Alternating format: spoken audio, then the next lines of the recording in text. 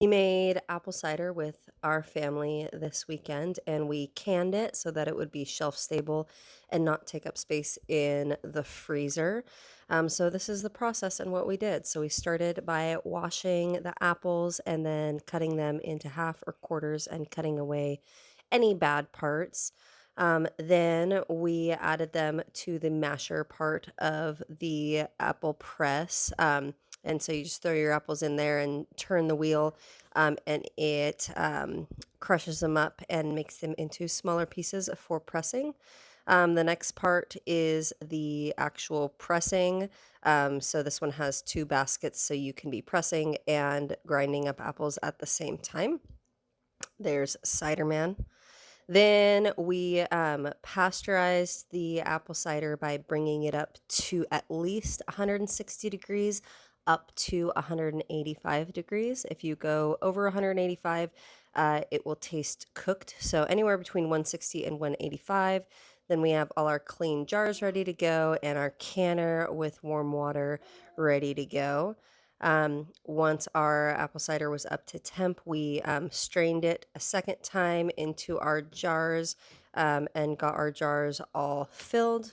Then you want to wipe your rims really well and make sure there's no sticky cider on the rims.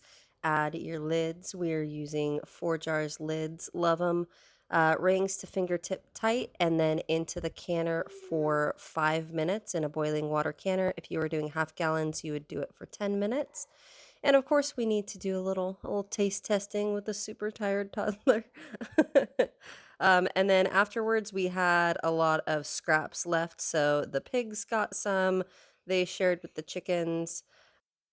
The cows also got some. They weren't quite sure what it was at first, but then they were super, super into it and they mowed down on apple scraps. They also shared with the goats, not pictured. Then the ducks also found a lot of leftover scraps on the ground from where we were processing all of the apples. They went ham over the apple scraps.